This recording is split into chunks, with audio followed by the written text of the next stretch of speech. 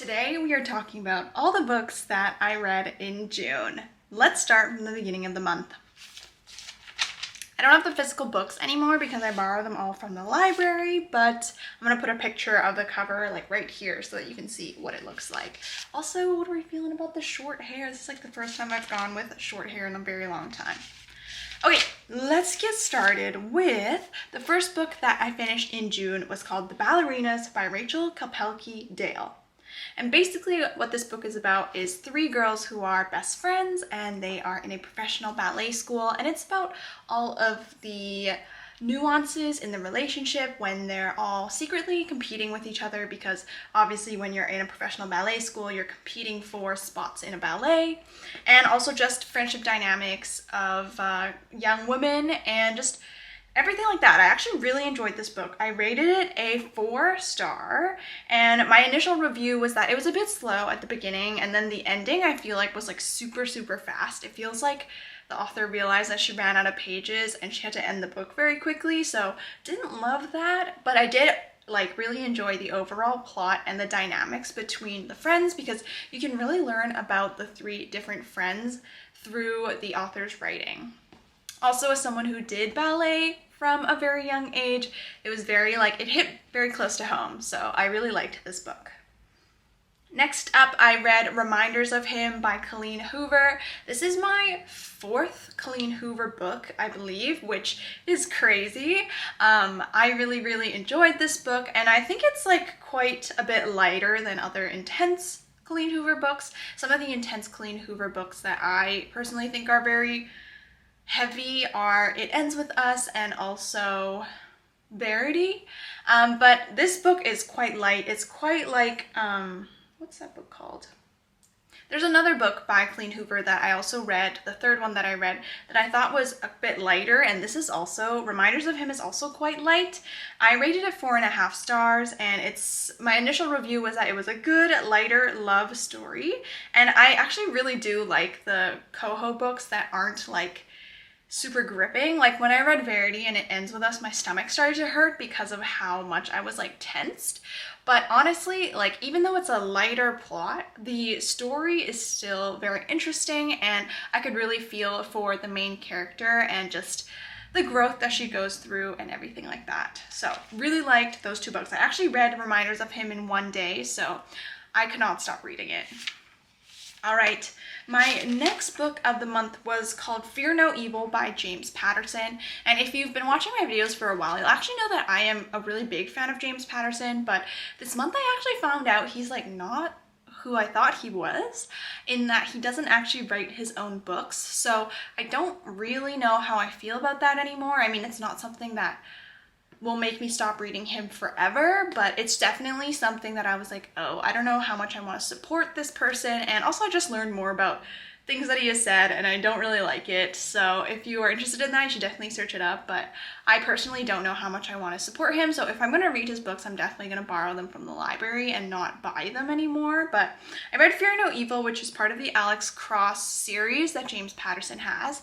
Apparently there's like 25 books. You don't have to read this in order. I read it and I was perfectly fine. I didn't even know it was part of a series, so just know that. I rated it 4 stars, and my review is that at the beginning, this is like with all James Patterson books, is like at the beginning you're introduced to a lot of side plots, and I feel like it's really confusing as a reader to read your main plot about the main character, but then also be introduced to like 5 other characters in the other plots. And then it just gets so confusing for me. I remember in the first little bit of the book, I was just so confused about who everyone was, what side they were on, like what the dynamics were, if they even knew each other. But by the end of the book, it all kind of ties together, which is good, but it makes it a little bit unpleasant to read at the beginning. So just know that if you're gonna read this book. It wasn't bad. The ending was super intense. And all James Patterson books are like pretty gory and action-packed, so just know that if you're gonna go read that. And yeah, so I think I'm done with James Patterson books for a little bit, but this one was not bad. Next up, I read 99 Days by Katie Cotugno. This was in recommendation from a Haley fan book video that obviously inspired me to make this video that I'm making. I actually really did like this book. I also rated it 4 stars. I said it was a great lighthearted read. But I don't really like books that are not super feminist, if that makes sense. Like when the girl is just, to me, when it feels like the girl is like really spineless, which I thought was what was the case in this book, I don't really like them.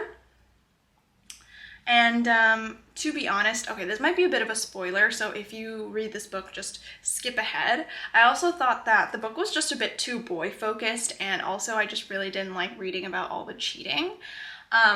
Personally, I am trying to live a life where my life is not centered around men, because this is a total side tangent, but this world is already so focused on men, and I just really want to be able to live a life that focuses on women and also just focuses on me. And I found that this book was just really hard to read. I liked the light love story part of it, but the actual plot and the idea was not great, in my opinion.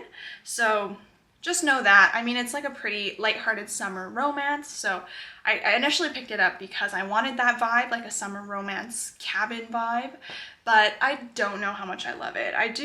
It was a good book, but I don't think I like the idea of it. So maybe I should drop my rating. 3.5 maybe? I don't know.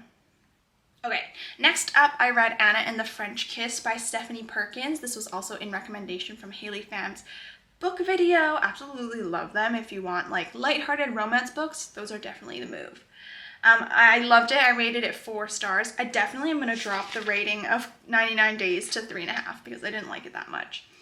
Anna and the French Kiss I gave 4 stars, and I said it was a very cute romance novel, but again, I feel like I was just so fed up with the fact that like these people can't make up their minds in these romance novels, and I just am so tired of it, you know? Like, I want them to have a happy ending, obviously, but I don't like it when it just takes so long to get there.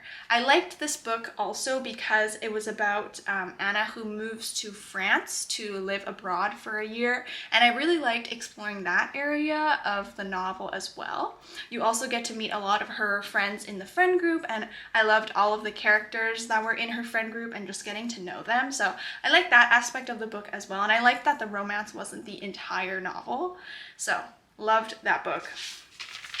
My last book that I read in June, it's not really a book, it's not a novel, but it was 1,000+ Habits for Healthy Relationships by Mark and Angel Chernoff. So it's not a book, and if you can tell by the title, it's basically just little tips and quotes and tidbits to give you when you go through different difficult situations. So there were a bunch of sections in this book that were like about friendships, romantic relationships, boundaries, like emotions and all that, and basically they give you a ton of tips about just their life and what they have learned in their life. The 2 authors have been married for over 20 years, I think. I can't remember, but I really love books like that, and I love learning through other people's experiences. I think that's like very special, so I really like that book. It was also just a lot lighter and easy to read because it was literally just quotes. So definitely recommend that. I rated it 4 stars, even though it's technically not a book, so it doesn't really count. And I'll share with you the book that I'm currently reading right now.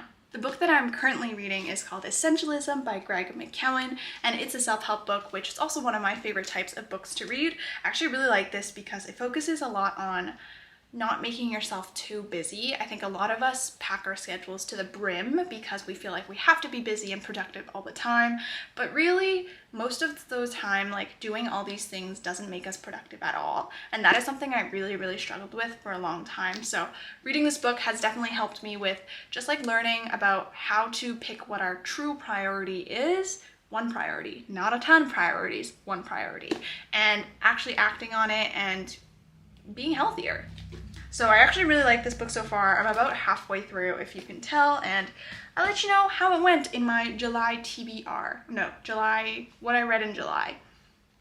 I'm going to share with you the books that I'm going to read in July in a next video, so I hope you enjoyed, but that's everything I read in June. I think I read 7.5 books, so that's pretty good.